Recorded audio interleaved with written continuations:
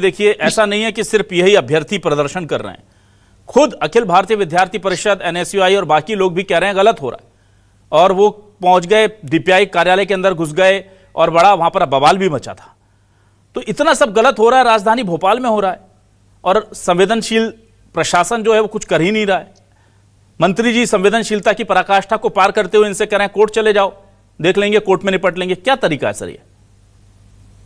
देखिए, दोनों बातें हैं। आपने पहले बताया कि डीपीआई में अखिल भारतीय विद्यार्थी परिषद ने प्रदर्शन किया है या घेराव किया है।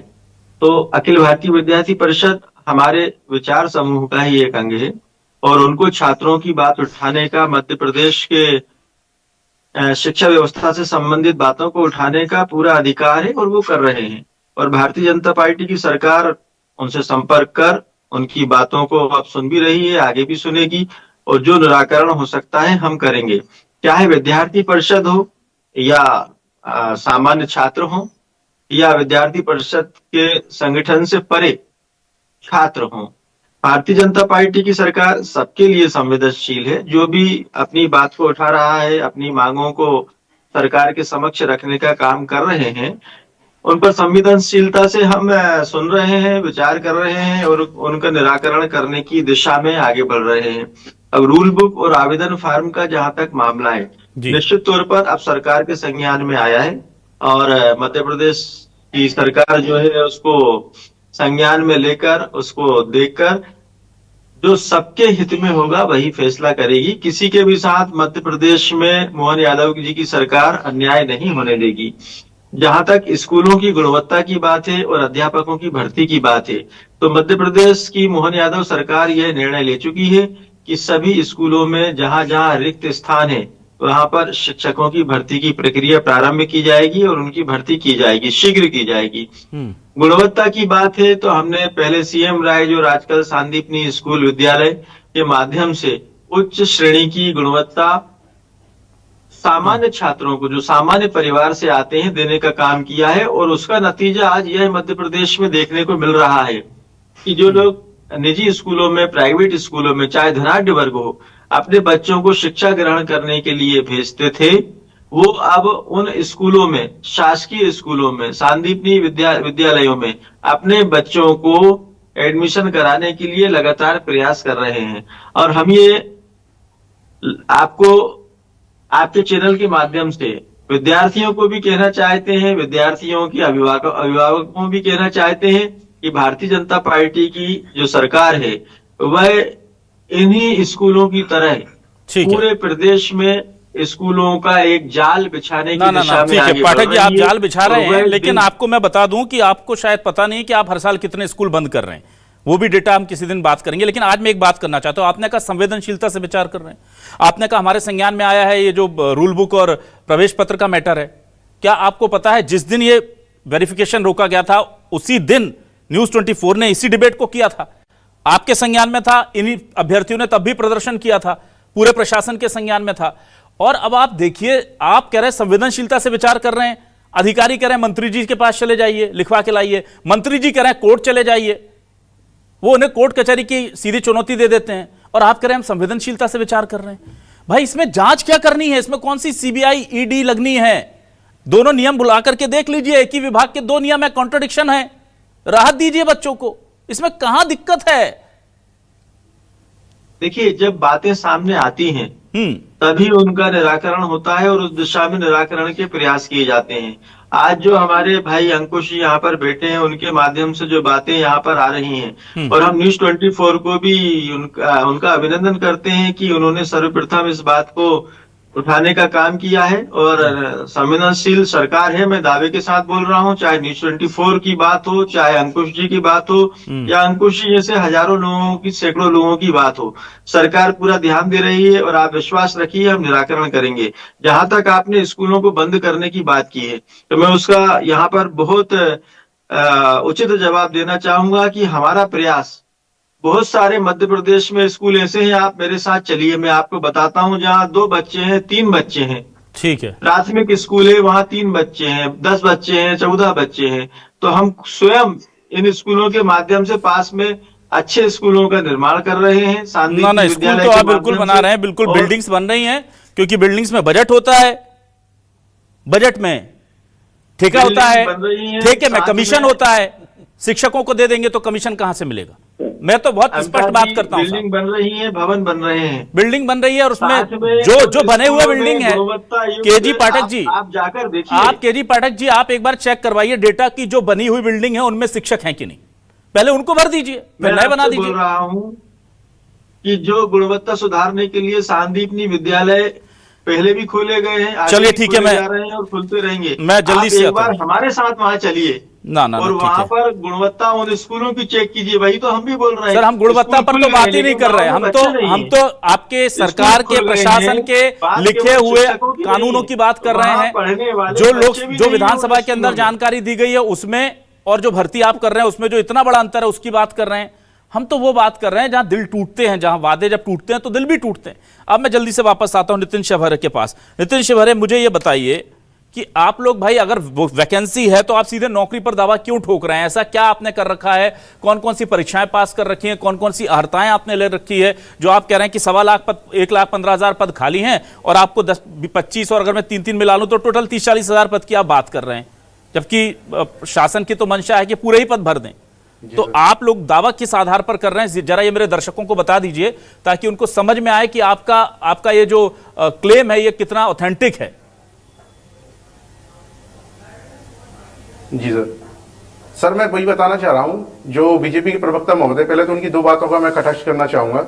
एक तो वो ये कह रहे हैं कि हम लगातार संवाद और संज्ञान में ले रहे हैं। सर, मैं आपके माध्यम से बताना चाह रहा हूं, हमारी तीसरी डिबेट, चौथी डिबेट आपने कराई है और 11 माह से हम बीजेपी के कार्यालय जा रहे हैं, मंत्रियों के जा रहे हैं, विधायक को जा रहे हैं, हमारी किसी बात पर अभी तक कोई सकारात्मक डिसीजन नहीं लिया।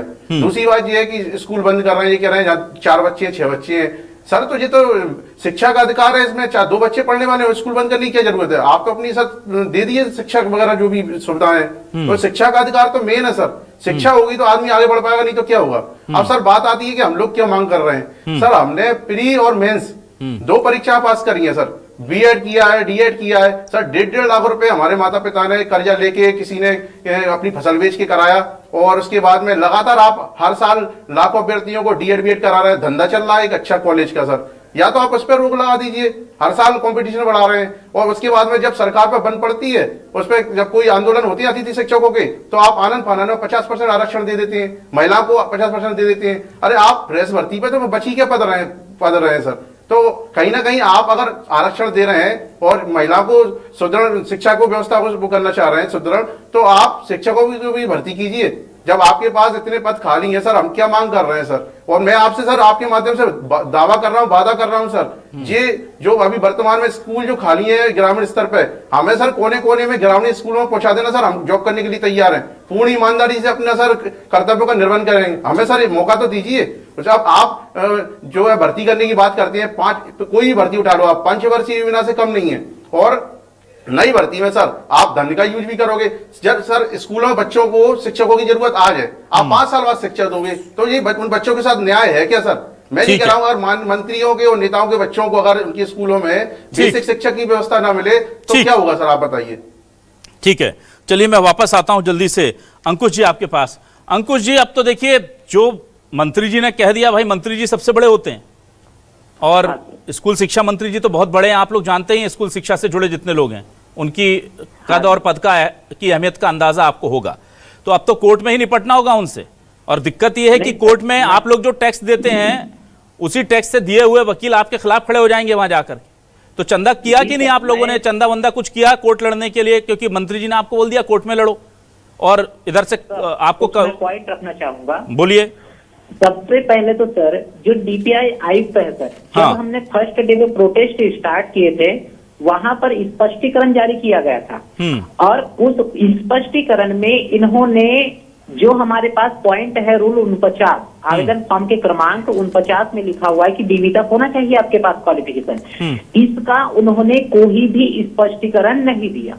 ठीक है, अगर सर उस पॉइंट पर कोई स्पष्टीकरण आता तो हम कुछ और सोचते, लेकिन सर उस पॉइंट को पूर्णतः इग्नोर किया जा रहा है, पहली बात सर। और जैसे की बात किए बीजेपी प्रवक्ता, मैं उनका सम्मान करता हूं, उन्होंने बोले कि बिल्कुल हम संवेदनशील है। सर पिछले डिबेट में भी यही हुआ था कि संवेदनशील है हम, अगर से कमी है तो उसमें सुधार करेंगे। सर सुधार कहाँ हुआ है? आज डीपीआई के सामने एक बच्चे की माँ, जो छोटा सा बच्चा है 4 साल 2-3 साल का, वो आ रही है, दिन भर बैठी रही है, भूख हड़ताल चल रहा है, तो उनके लिए कोई संवेदनशीलता नहीं है। तो सर संवेदनशीलता कब आएगी? साथ में हम कुछ नहीं मांग रहे भाई, तुमने आवेदन फॉर्म हमसे भरवाया, सब चीज तो सर आवेदन फॉर्म के हिसाब से होता है। जब हम एग्जाम देने जाते हैं तो इसी आवेदन फॉर्म के साथ हमारा डेट ऑफ बर्थ और नाम मैच किया जाता है। अंकुश जी, एक मिनट अंकुश जी, चलिए अंकुश जी एक चीज समझिए। अंकुश जी आप लोग, अंकुश जी माना जा रहा है, अंकुश जी आप इतने भोले लोग हैं ना, मुझे तो समझ नहीं आता कि इतना भोलापन आप लोग क्यों ले आते। आप एक चीज समझिए कि कोई शिक्षा विभाग में बैठे हुए बड़े बड़े अधिकारी, इतना तो उनके अंदर दिमाग है, इतनी तो अकल है उनके अंदर, इतनी तो उनके अंदर योग्यता है कि यहां लिखेंगे कि आप परीक्षा दे सकते हो अंतिम वर्ष में जो इस वक्त पढ़ रहे हैं, और यहां लिख देंगे नहीं, और ये नहीं बताएंगे कि ये वाला आपको, क्योंकि आपके पास तो प्रवेश पत्र आया था, उसमें आपने देखा कि दे सकते हैं तो दे दिया। एडमिट कार्ड में तो ये लिखा था, जब फॉर्म भर रहे थे तब रूल नंबर 49, वो मैंने भी पढ़ा है, अपने दर्शकों को भी दिखाया कि वो आपने दे दिया, ठीक है।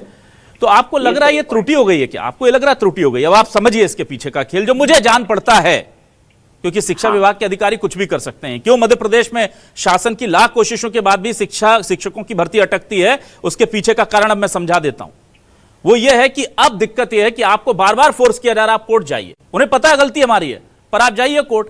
आप कोर्ट जाएंगे तो क्या होगा, जो 13,000 कुछ भर्तियां निकली थी, आप जैसे ही कोर्ट जाएंगे, कोर्ट देखेगा कि प्रथम दृष्टया इसमें प्रशासन की गलती है, तो वो पूरी 13,000 भर्तियों पर रोक लगेगी, मजबूरी है, स्टे मिलेगा आपको।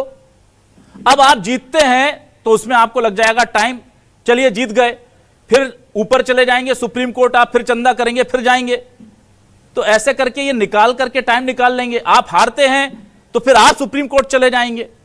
तो ये मामला क्या जानबूझ करके तो नहीं उलझाया जा रहा है कि आपके 1000 के नाम पर 13,000 सबको अटका दो, और आपको बार बार जो बोला जा रहा है कोर्ट जाइए, मुझे तो यही समझ में आ रहा है। क्योंकि देखिए बीजेपी प्रवक्ता कितनी संवेदनशील बात कर रहे हैं, पर मंत्री जी आपको क्यों कह रहे हैं कोर्ट जाइए, ताकि स्टे मिले और 13,000 में किसी को नियुक्ति ना देना पड़े। हाँ सर जी, मैं एक बात का और स्पष्टीकरण करना चाहूंगा। सर अभी 2026 में फरवरी में वर्ग 2 में ज्वाइनिंग हुआ है सर, उनमें भी रूल बुक में यही पॉइंट दिया गया था, तो फिर वर्ग 2 की भर्ती में ऐसा कट ऑफ डेट क्यों नहीं दिया गया? आखिर 6 महीना में ऐसा क्या हो गया सर? ना, और कुछ नहीं हो गया सर। डीएलएड में आरसीआई डिप्लोमा अपलोड करने का लास्ट डेट था 8 जुलाई, तब भी इन्होंने इसके लिए ना कोई शुद्धि पत्र जारी किया, और ठीक 16-17 तारीख को जब डीवी निर्देशिका आ जाता है तो उसमें इन्होंने कट ऑफ डेट दे दिया। आखिर चल क्या रहा है? क्या चल क्या रहा है आप समझिए, कर रहे हैं तो बस बेरोजगार रखना चाहते हैं बच्चों को। ये सब जो है लापरवाही नहीं है, ये तो मुझे किसी बड़ी कॉन्स्पिरेसी का हिस्सा लगती है। बहुत कड़े शब्दों में बात करता हूं मैं, उमेश त्रिपाठी जी। कई बार तो मुझे लगता है कि मैं जितना विपक्ष कड़वा नहीं बोलता उतना बोलता हूं अपने भाइयों के लिए, क्योंकि मुझे बोलना पड़ता है। उमेश जी बताइए, क्या आपको लगता है कि इतने नादान है हमारे उच्च शिक्षा विभाग, स्कूल शिक्षा विभाग के अधिकारी कि 2 नियम गलत हैं और कमिश्नर कहते हैं आप मंत्री से बात करो, मंत्री कहते हैं यार कोर्ट जाओ। मंत्री बार बार पुश कर रहे हैं कि कोर्ट जाएं, और कोर्ट में जाकर सबको पता है क्या होगा, स्टे मिलेगा। स्टे मिलेगा तो पूरे 13,000 अटकेंगे। तो नौकरी तो गवर्नमेंट ने निकाल दी, स्कूल शिक्षा विभाग ने कह दिया हमने निकाल दी, अब कोर्ट ने अटका दी। भाई कोर्ट पर डाल दिया जाएगा सारा मामला कि हमने तो देने वाले थे, ये कोर्ट चले गए, कोर्ट ने अटका दिया मामला, तो नौकरी भी नहीं दी और क्रेडिट भी ले गए। कहीं ये व्यवस्था तो नहीं है? भारतीय जनता पार्टी के उद्देश्यों में कहीं भी प्रदेश के नागरिकों को अच्छी शिक्षा मिले, ये कहीं नहीं है। और आपने जैसे कहा कि कोर्ट में जाएंगे तो ये मामला 5, 7, 10 साल के लिए अटक जाएगा। ये कहेंगे भैया हम तो भर्ती करना चाहते थे लेकिन न्यायालय से स्टे है इसलिए हम कर नहीं चाह रहे। और इनका उद्देश्य क्या है कि जो एजुकेशन का माफिया है वो बढ़े, प्राइवेट स्कूल में देश की जनता जो है, प्रदेश की जनता जो है, लाखों रुपए देके अपना बच्चों को पढ़ाने के लिए अपना धन खर्च करे, और ये शिक्षा माफिया फले फूले और भारतीय जनता पार्टी संरक्षण में बढ़े। यही इनका उद्देश्य है। ये कहीं नहीं चाहते सरकारी स्कूल में कम पैसे में बच्चे पढ़ें और प्रदेश में अच्छी शिक्षा का स्तर हो। ठीक है, चलिए जल्दी से केजी पाठक जी आपके पास आता हूं। केजी पाठक जी, उस रास्ते पर क्यों धकेलना है युवाओं को कि 1,000 के चक्कर में पूरे 13,000 की नौकरी अटक जाए? अगर मंत्री जी ने ये जैसा दावा किया गया कि मंत्री जी बार बार कह रहे हैं कि कोर्ट चले जाओ, कोर्ट चले जाओ, ये कहां कोर्ट में जाने से निराकरण हो जाएगा क्या? आप बताइए। जी देखिए, मैंने सबको सुना है, नितिन जी को भी सुना है। नितिन जी को मैं कहना चाहूंगा कि मैंने ये नहीं कहा था कि जहां 4, 6, 8 बच्चे हैं वहां स्कूल बंद किए जाएंगे। हमने ये कहा था कि जहां 4, 6, 8 बच्चे हैं वहां भी स्कूल चल रहे हैं। साथ में हम सांदीपनी विद्यालय को हमने जिस प्रकार से पहले सीएम राइज के रूप में डेवलप किया था, उनकी संख्या बढ़ाने के लिए बढ़ाते जा रहे हैं और स्कूलों की गुणवत्ता उससे सुधर रही है। आप वहां अध्ययन कर रहे बच्चों को देखिए, उनको मिल रही सुविधाओं को देखिए। भवन की बात नहीं है, शिक्षकों की बात है, गुणवत्ता की बात है। हर दिशा में भारतीय जनता पार्टी की सरकार काम कर रही है और उसके रिजल्ट आने लगे हैं। अच्छे अच्छे परिवारों के लोग अपने बच्चों को उन सरकारी स्कूलों में पढ़ने के लिए भेजने के लिए लाइन में लगे हुए हैं। लाइन में लगने के बाद वहां एडमिशन हो रहे हैं। और भारतीय जनता पार्टी की डॉक्टर मोहन यादव जी की सरकार हर स्कूल को ऐसा ही बनाना चाहती है कि प्राइवेट स्कूलों से बच्चे निकालकर अभिभावक उन सरकारी स्कूलों में अपने बच्चों का एडमिशन कराएं। जहां तक भर्ती का प्रश्न है, मैं फिर से बोल रहा हूं, जो जो बातें आपके माध्यम से, चाहे नितिन जी के माध्यम से बातें सामने आई हैं या एक और हमारे जो साथी बैठे हुए हैं उनके माध्यम से सामने आई हैं या विद्यार्थी परिषद के माध्यम से सामने आई हैं, सरकार उन पर संवेदनशीलता के साथ ध्यान देकर कार्रवाई करेगी। मध्य प्रदेश के किसी भी युवा के साथ, किसी भी अभ्यर्थी के साथ मध्य प्रदेश की भारतीय जनता पार्टी की सरकार अन्याय नहीं होने देगी। जहां कहीं विसंगति है, चाहे रूल बुक या आवेदन फॉर्म की हो, हम उसको संवेदनशील तरीके से समझेंगे और उसको दूर करेंगे। सरकार की तरफ से यह स्पष्ट हम सभी से कहना चाहते हैं कि किसी के भी साथ मध्य प्रदेश की धरती पर भारतीय जनता पार्टी की सरकार अन्याय नहीं होने देगी। न्यूज 24 को भी हम, जिस चैनल पर बैठकर आज मैं डिबेट कर रहा हूं, इस चैनल को भी हम धन्यवाद देते हैं, उनका अभिवादन करते हैं, अभिनंदन करते हैं कि इतने संवेदनशील मुद्दे को वो उठा रहे हैं। साथ में जो अपने आप को पीड़ित बता रहे हैं अभ्यर्थी, उनको भी साथ में बिठाकर उनकी बातों का भी ध्यान आकर्षण करने के लिए सामने लेकर आ रहे हैं। कांग्रेस पार्टी के प्रवक्ता को भी हम ये कहना चाहेंगे, आप विपक्ष में हैं, लेकिन आपकी बातों पर ध्यान देना हमारा कर्तव्य है, हमारी ड्यूटी है। सत्ता पक्ष हमेशा विपक्ष के अगर बातों पर ध्यान देगा तो निश्चित तौर पर सत्ता पक्ष ही बना रहेगा।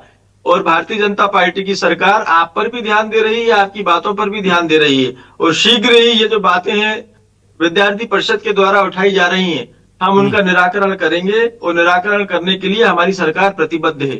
केजी पाठक जी, बहुत संवेदनशीलता से आपने आज डिबेट में हिस्सा लिया। मुझे बड़ी खुशी हुई कि इतने सकारात्मक तरीके से कोई शख्स जो है वो बात सुनता है, समझता है। बस आप थोड़ा सा ये ध्यान रखिए कि हमें बहुत जल्द से जल्द इस विषय को पूरा करना चाहिए, इनकी मांगे सुननी चाहिए और आप लोग आवाज पहुंचाएंगे तो अच्छा होगा, क्योंकि स्कूल शिक्षा विभाग सुनवाई नहीं करता और इसका खामियाजा कहीं ना कहीं सरकार की छवि पर पड़ता है, आप समझिए इसे। और यह बहुत गलत बात है कि गलती अगर अधिकारियों ने की है तो सजा शिक्षकों को मिले, अभ्यर्थियों को मिले और उन्हें कहा जाए कि आप कोर्ट चले जाइए। भाई वो तो दिख रहा है ना कि गलत है।